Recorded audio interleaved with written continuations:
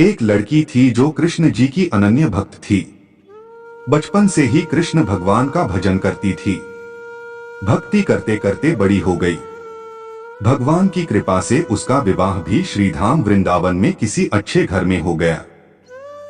विवाह होकर पहली बार वृंदावन गई, पर नई दुल्हन होने से कहीं जा न सकी और मायके चली गई। और वो दिन भी आया जब उसका पति उसे लेने उसके मायके आया। अपने पति के साथ फिर वृंदावन पहुंच गई। पहुंचते पहुंचते उसे शाम हो गई। पति वृंदावन यमुना किनारे रुककर कहने लगा, देखो शाम का समय हो गया है, मैं यमुना जी में स्नान करके अभी आता हूं। तुम इस पेड़ के नीचे बैठ जाओ और सामान की देखरेख करना। मैं थोड़े ही समय में आ जाऊंगा। यही सामने ही हूं, कुछ लगे तो मुझे आवाज दे देना। इतना कहकर पति चला गया और वह लड़की बैठ गई। अब एक हाथ लंबा घूंघट निकालकर, क्योंकि ससुराल का गांव है, और वही बैठ गई। मन ही मन विचार करने लगी कि देखो ठाकुर जी की कितनी कृपा है। उन्हें मैंने बचपन से पूजा और उनकी कृपा से मेरा विवाह भी श्रीधाम वृंदावन में हो गया। मैं इतने वर्षों से ठाकुर जी को मानती हूं, परंतु अब तक उनसे कोई रिश्ता नहीं जोड़ा। फिर सोचती है ठाकुर जी की उम्र क्या होगी, लगभग 16 वर्ष के होंगे। मेरे पति 20 वर्ष के हैं, उनसे थोड़े से छोटे हैं, इसलिए मेरे पति के छोटे भाई की तरह हुए और मेरे देवर की तरह। तो आज से ठाकुर जी मेरे देवर हुए। अब तो ठाकुर जी से नया संबंध जोड़कर बड़ी प्रसन्न हुई और मन ही मन ठाकुर जी से कहने लगी, देखो ठाकुर जी, आज से मैं तुम्हारी भाभी और तुम मेरे देवर हो गए। अब वो समय आएगा जब तुम मुझे भाभी भाभी कहकर पुकारोगे। इतना सोच ही रही थी, तभी एक 10 से 15 वर्ष का बालक आया और उस लड़की से बोला, भाभी भाभी। लड़की अचानक अपने भाव से बाहर आई और सोचने लगी, वृंदावन में तो मैं नई हूं, ये भाभी कहकर कौन बुला रहा है। नई थी इसलिए घूंघट उठाकर नहीं देखा कि गांव के किसी बड़े बूढ़े ने देख लिया तो बड़ी बदनामी होगी।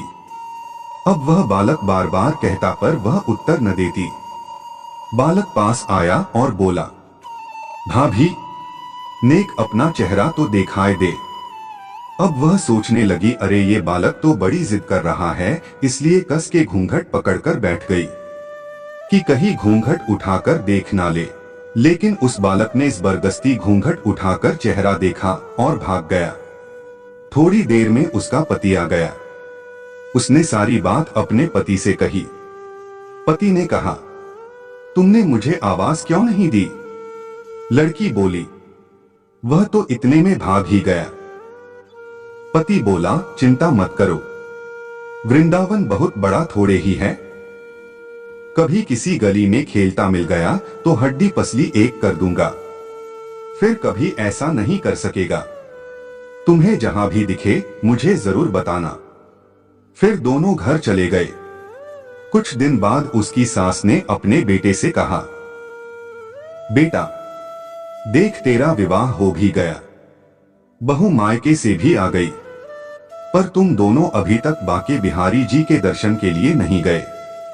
कल जाकर बहू को दर्शन कराकर लाना। अब अगले दिन दोनों पति पत्नी ठाकुर जी के दर्शन के लिए मंदिर जाते हैं। मंदिर में बहुत भीड़ थी। पति कहने लगा, तुम स्त्रियों के साथ आगे जाकर दर्शन करो, मैं भी आता हूं। अब वह आगे गई, पर घूंघट नहीं उठाया। उसे डर लगता था, कोई बड़ा बूढ़ा देखेगा तो कहेगा, नई बहू घूंघट के बिना घूम रही है। बहुत देर हो गई, पीछे से पति ने आकर कहा, अरे बाबली, बिहारी जी सामने हैं, घूंघट काहे नाय खोले। घूंघट नाय खोलेगी तो दर्शन कैसे करेगी। अब उसने अपना घूंघट उठाया और जो बाके बिहारी जी की ओर देखा तो बाके बिहारी जी की जगह वही बालक मुस्कुराता हुआ दिखा। एकदम से चिल्लाने लगी, सुनिए जल्दी आओ। पति पीछे से भागा भागा आया, बोला क्या हुआ? लड़की बोली, उस दिन जो मुझे भाभी कहकर भागा था वह बालक मिल गया। पति ने कहा, कहाँ है? अभी उसे देखता हूं। तो ठाकुर जी की ओर इशारा करके बोली, ये रहा, आपके सामने ही तो है। उसके पति ने जो देखा तो अवाक रह गया और बोला, तुम धन्य हो। वास्तव में तुम्हारे हृदय में सच्चा भाव ठाकुर जी के प्रति है। मैं इतने वर्षों से वृंदावन में हूं, मुझे आज तक उनके दर्शन नहीं हुए, और तेरा भाव इतना उच्च है कि बिहारी जी के तुझे दर्शन हो गए। जय जय श्री राधे। श्री राधा कृष्ण की कृपा से आपका दिन मंगलमय हो। वीडियो को पूरा देखने के लिए आपका धन्यवाद। उम्मीद करते हैं कि वीडियो आपको पसंद आई होगी। कृपया करके एक लाइक जरूर कर देना, इससे हमारा मनोबल बढ़ता है। आगे भी हमारी वीडियोस को देखने के लिए हमारे चैनल अद्भुत ज्ञान कहानी को सब्सक्राइब कर देना और पास में बने बेल को भी दबा देना, ताकि हमारी आने वाली हर नई वीडियो आप तक आसानी से पहुंच सके। आपका दिन शुभ रहे।